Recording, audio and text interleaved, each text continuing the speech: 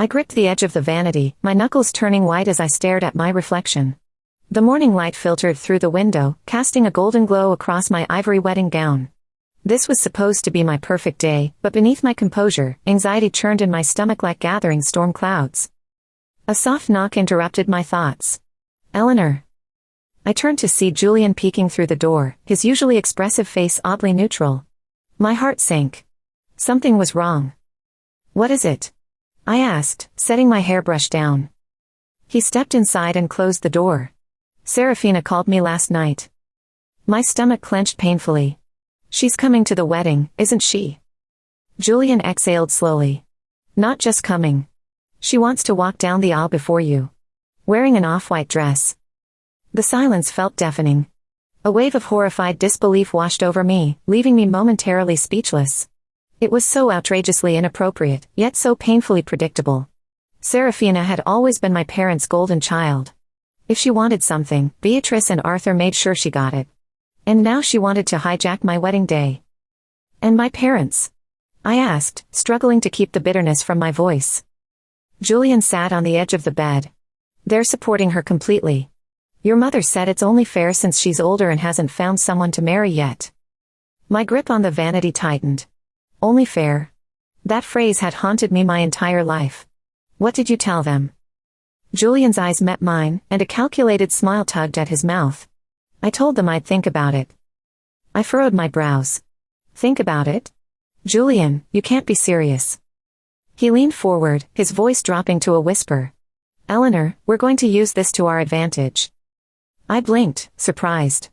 Julian was many things, kind, supportive, fiercely loyal, but people often underestimated his strategic mind. Do you honestly think I'd ever allow this to happen? He continued. That I'd stand by and watch your sister transform our wedding into her personal spotlight moment? Then why not just refuse outright? Because if we reject their demands now, they'll just find another way to sabotage things, he explained. But if they believe they're getting exactly what they want, we maintain control. A tremor of anticipation ran through me. I recognized that look in Julian's eyes. I'd seen it when he calmly dismantled a landlord's attempt to overcharge us, when he methodically exposed a coworker trying to blame him for missing deadlines. It was the look of someone meticulously setting a trap. Tell me what you're thinking. Julian leaned closer. We let them believe they've won. We let Serafina think she'll have her moment. We allow your parents to feel helpful by covering expenses. Then, when the day arrives, we ensure she never gets anywhere near that aisle. A powerful surge of emotion, vindication, excitement, the heady rush of control, bubbled in my chest. For the first time, Serafina was about to learn what it felt like to lose. All right. Tell me exactly what we're going to do. His grin widened. First, we give them just enough control to feel confident. Then, we gradually tighten the leash until they're in too deep to back out. And my parents? They'll follow Serafina's lead without question. When she pushes for something, they'll automatically push for it too. So we let her push. Just not where it actually matters. This would require immense patience. Years of painful conditioning had taught me that direct confrontation with my parents never worked. They expertly twisted every situation until I somehow became the problem. But if we executed this plan correctly, we'd finally turn their manipulative tactics against them. The following evening, I sat across from my parents and Serafina in the living room of my childhood home. Beatrice sat primly on the edge of the couch, hands folded in her lap. Arthur leaned back in his recliner, arms crossed over his chest. And Serafina? She was practically vibrating with excitement, her fingers drumming against the armrest. So, Beatrice began, smoothing her silk blouse. Julian told us he was open to discussing the arrangement. Have you had time to think about it, Eleanor? I forced a tight smile. Yes, I have. Serafina perked up instantly. I glanced at Julian, playing my role. I hesitated just enough to appear genuinely struggling. I don't love it, I admitted. But if it means keeping peace in the family, I'm willing to make some compromises. Serafina let out a soft, theatrical gasp. Arthur grunted his approval. That's very mature of you, Eleanor. Beatrice nodded with that familiar condescending smile. We knew you'd see reason. Serafina leaned forward eagerly. I already have a dress picked out, she gushed. It won't be pure white, just a very pale champagne. I found this stunning mermaid cut that's so elegant. When I walk down the aisle first, people will just think I'm part of the bridal party. It'll be symbolic, you know. A blessing, almost, from the older sister to the younger. I clenched my jaw so hard it physically ached. A blessing. From her to me? Julian squeezed my hand under the table, a silent reminder to stay the course. That sounds interesting, I managed. But if we're going to do this, I have a few conditions. The energy shifted. My parents tensed, and Serafina tilted her head. Conditions? She echoed, as if the concept was completely foreign to her. Julian jumped in smoothly. Just small details. If we're making these accommodations for Serafina, we'll need help with additional costs. That means budgeting for an upgraded venue, extra seating arrangements, specialized catering. We'll need financial support. Beatrice waved a dismissive hand. Oh, that's not a problem at all. Of course we'll help. Perfect, Julian continued. Also, since Serafina will be part of the procession in such a prominent way, we need to coordinate the dresses very carefully. Everything has to look cohesive in the photos, which means we should get both dresses from the same boutique. Serafina's eyes widened with excitement. Yes. We absolutely must go dress shopping together. I forced a smile. That would be wonderful. What I kept to myself was that my actual wedding dress was safely waiting at a boutique 2 towns over, well beyond Serafina's reach. Arthur cleared his throat. Anything else you need? Julian nodded. We'll also need a premium photographer and videographer team. If Serafina is going to have such a prominent role, we should ensure everything is documented properly. And finally, I added, tilting my head slightly, if Serafina is walking down the aisle first in her special role, she won't be a bridesmaid, right?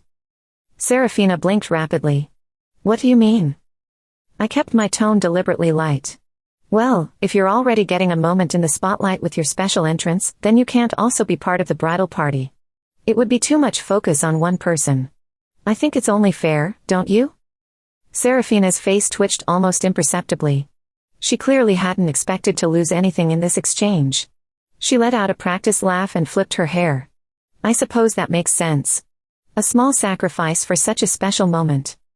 And just like that, I had successfully removed her from my wedding party. Julian's fingers brushed against mine under the table. Well played. As the conversation wrapped up, my parents looked pleased. Serafina looked triumphant. Julian and I maintained our facade of reluctant concession. But in reality, we had methodically set the stage. They had unwittingly funded their own downfall. The moment we stepped outside, Julian let out a low whistle. That was quite a performance. I exhaled deeply. I can't believe she actually thinks she's going to pull this off, that she'll walk down the aisle before me in a wedding dress. Julian's mouth curved into a knowing smile. Oh, she'll certainly try. But by the time we're done, she won't even see what's coming until it's too late. The plan was officially in motion. Now, we just had to ensure that everyone continued believing they were getting exactly what they wanted. A week later, Serafina and I stood side by side in front of the boutique's mirror, each in our respective gowns. She was twirling dramatically, examining herself from every possible angle. The champagne-colored dress was unmistakably bridal, far too wedding-appropriate for someone who wasn't the bride. Meanwhile, I stood in a deliberately simple white gown, not my real wedding dress, of course. Oh, Eleanor, she sighed theatrically. I just know people will be absolutely overcome with emotion when they see me walk down the aisle first. It's going to be such a powerful, memorable moment. I forced a smile, biting my tongue so hard I could taste blood. The only truly powerful moment would be when she realized she'd never set foot on my aisle. The sales assistant approached. Are we saying yes to both of these dresses? Serafina nodded vigorously. Absolutely. My parents are covering the cost for both, of course. I let out a small laugh. Oh, Serafina, we should definitely let them spoil us. After all, this is truly a once-in-a-lifetime event. Serafina beamed, completely missing the double meaning. Julian had already taken care of the details behind the scenes. The dress order would mysteriously never be processed. A few days before the wedding, Serafina would receive a panic call about a mix-up. And since she had declined to put anything in writing, following Julian's suggestion about keeping options open, there would be nothing she could do. The next phase involved the guest list. Beatrice had taken control of the invitations under the pretense of making things easier for me. What she truly wanted was complete control over who would witness her golden child's special moment. My parents had ensured that all of Serafina's friends were included, even people I'd barely met. Meanwhile, several of my closest friends had been omitted from the list. Julian discreetly mentioned these oversights to Beatrice, positioning himself as an ally. Eleanor's been under so much stress lately, he told her. I don't think she's even noticed these changes. Beatrice eagerly accepted this explanation. What she didn't know was that Julian had already arranged for a second set of invitations to be mailed directly to my friends. By the time Beatrice realized they were present at the wedding, it would be too late. Meanwhile, Serafina's entourage? Their invitations would mysteriously get lost in the mail. We set up one final deception before the wedding. Julian and I invited my parents and Serafina to our apartment for dinner. I played the role of the anxious bride, pretending to have second thoughts about our arrangement. I just don't want any unexpected surprises, I murmured over dessert. I know Serafina wants this to be special, but I couldn't handle any last-minute changes. Serafina huffed dramatically. Eleanor, you worry too much. Just trust me. I already knew she was planning something beyond the I'll walk. The fake procession wasn't enough to satisfy her need for attention. So I took her bait. You promise you won't do anything unexpected? No surprises? No additional speeches? Eleanor, Serafina interrupted with a self-satisfied smirk, I wouldn't dream of it. The lie slid effortlessly from her lips. I could see the deception in her eyes, the way she exchanged glances with Beatrice. As they finally left, Julian pulled me into his arms. You were absolutely brilliant tonight. I exhaled, letting the tension drain from my shoulders. Serafina had no idea that the wedding she thought she was hijacking would never materialize for her. The morning of my wedding arrived with an unexpected sense of calm. As I sat in the bridal suite, sipping coffee and watching the early sunlight filter through curtains, I felt nothing but eager anticipation. Today wasn't merely my wedding day, it was the moment when Serafina would finally experience what it felt like to lose. The first sign that our plans were unfolding perfectly came at 9:17 a.m. I was having my hair styled when my phone vibrated. A text from Beatrice.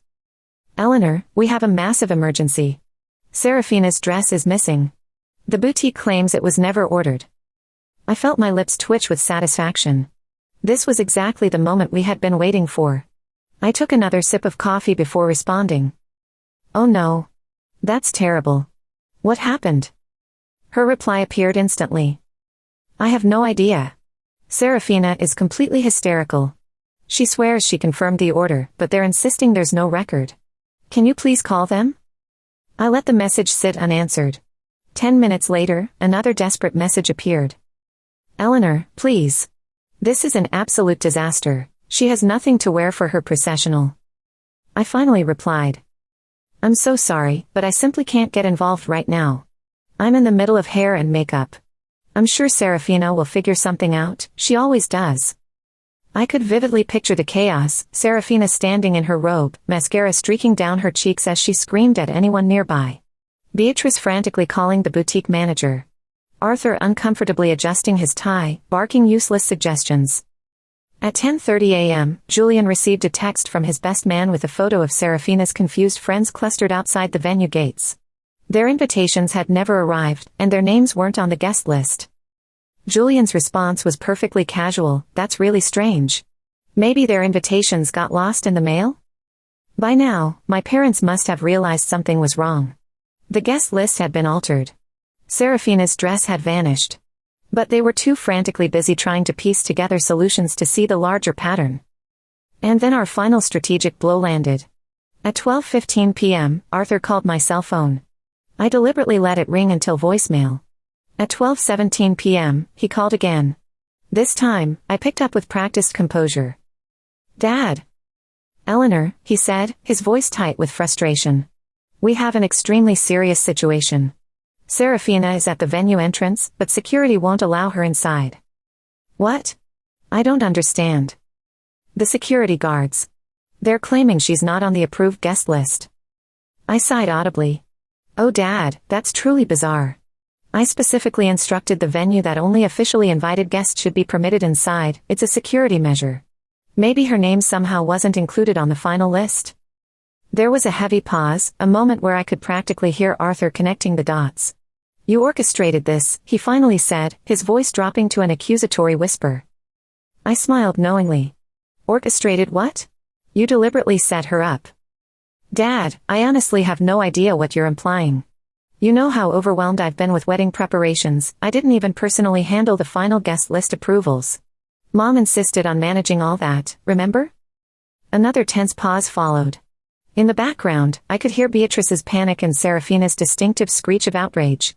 Arthur lowered his voice. Fix this problem. Immediately. I let out a light laugh.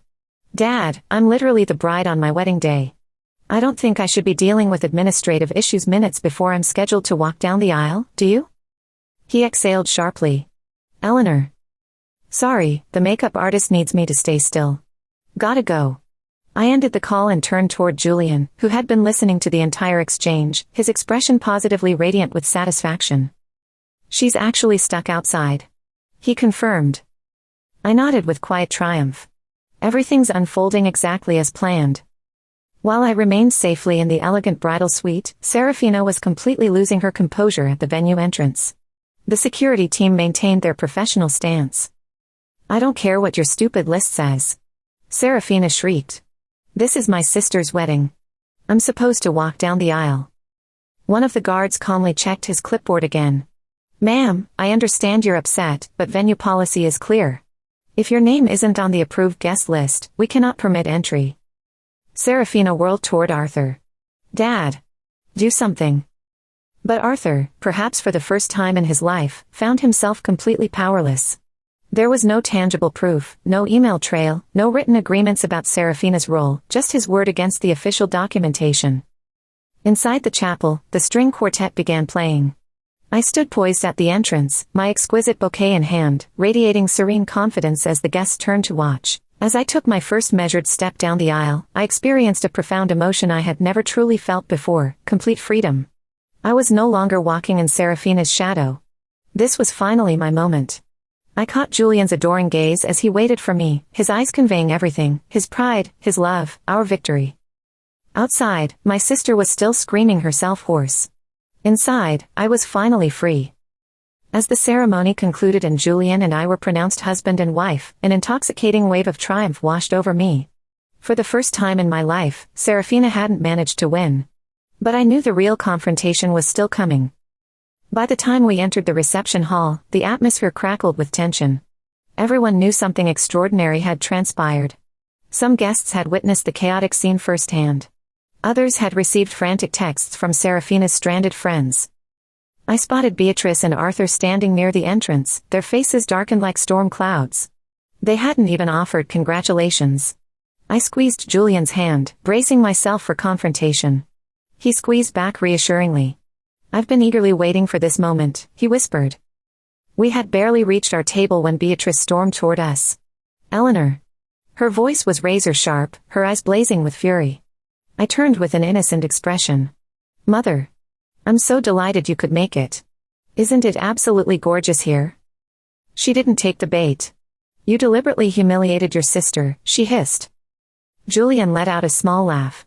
How exactly did we manage that, Mrs. Bellwether? She was left standing outside sobbing in front of everyone.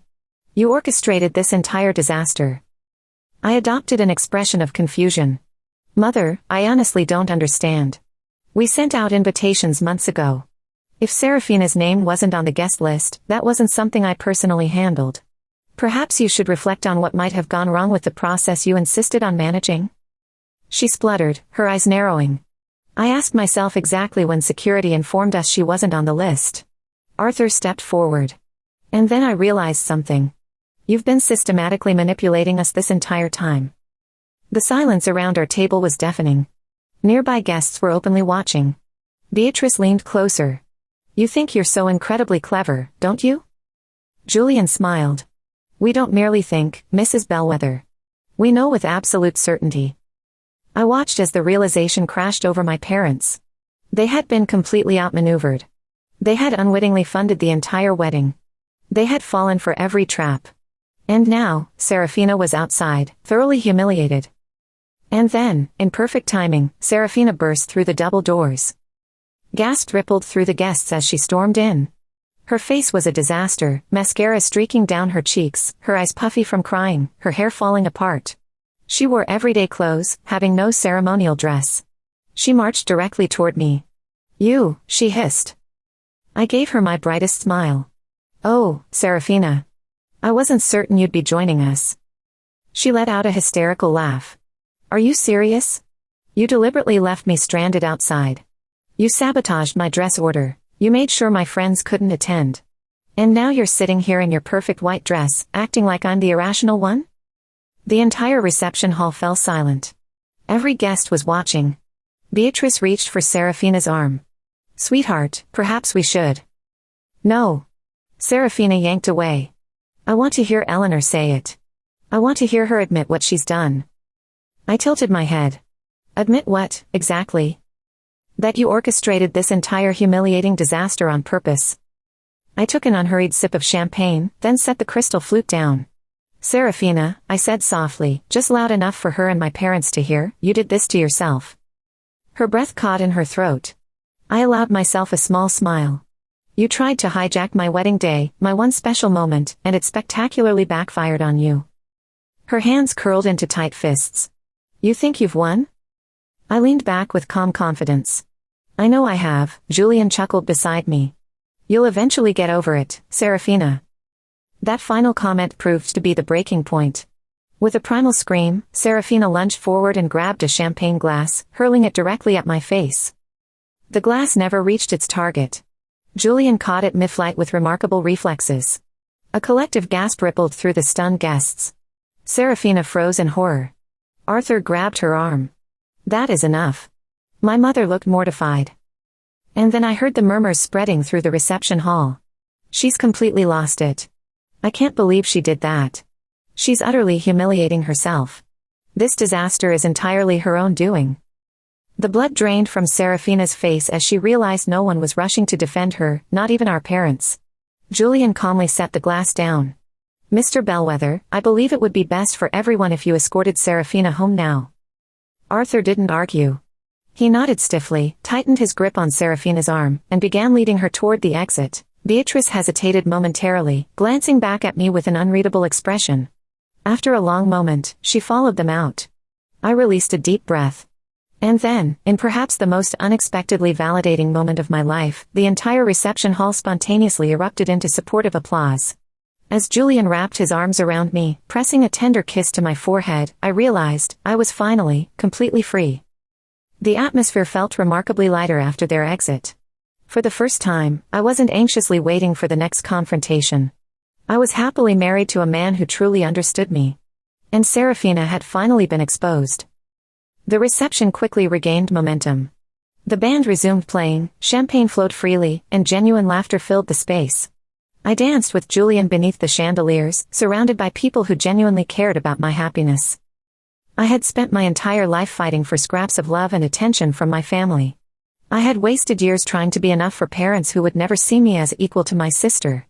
And in the end, I realized I had been chasing something that never existed, unconditional love from people incapable of giving it. I no longer needed their validation. I had built my own life, a successful career, a husband who supported me unconditionally, friends who had stood by me, and the foundation for the family Julian and I would create together. Our early morning flight meant we barely managed 4 hours of sleep before heading to the airport. As we waited to board, my phone vibrated.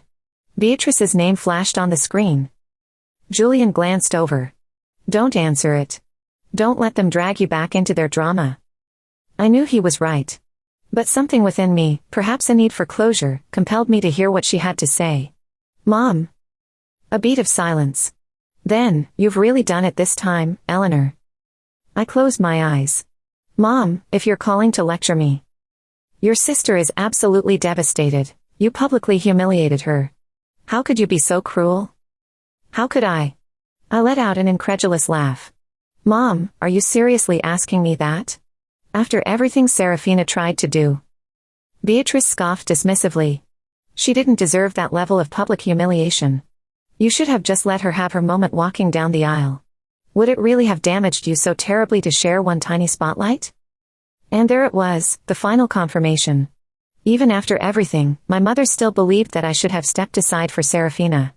That I didn't deserve even one day that was solely mine. In that moment, I released any lingering hope that my parents might change. You know what, Mom? I genuinely don't care anymore. Excuse me? I don't care what you think, I stated firmly. I don't care what you or Dad or Serafina say about me. I'm completely done. Eleanor, I cut her off. No, Mom, for once, you're going to listen. I spent my entire life being treated as an afterthought in this family. I spent decades letting you and Dad consistently put Serafina first. I allowed you to make me feel less valuable than her, like I constantly had to fight for even the bare minimum of your attention. My mother fell into stunned silence. But that ends today, I declared. This was the last time you attempted to take something meaningful from me, and this time, it didn't work. I won't be manipulated anymore. I won't continue fighting for a place in your family because I simply don't need one. Eleanor, don't be ridiculous. We're your parents. People don't just walk away from their families. I smiled, feeling a profound peace settle over me. Maybe you shouldn't have treated me like an unwelcome stranger my entire life. Before she could respond, I ended the call. Julian watched me carefully. Are you okay? I released a deep breath, and for the first time in years, I genuinely meant my answer. Yeah. I'm actually good. Because I truly was. I wasn't sad. I wasn't angry. I wasn't waiting for their approval anymore. I was free. Julian wrapped his arm around me, pressing a kiss against my temple. I'm incredibly proud of you. I smiled, leaning into his embrace. As we boarded our flight, I felt an enormous weight lifting from my shoulders, a burden I had carried for so long that I'd forgotten what it felt like to stand truly upright. This was a new chapter. A life where I prioritized my own happiness without guilt. And as the plane lifted into the clear blue sky, I knew with absolute certainty, I had finally, completely won.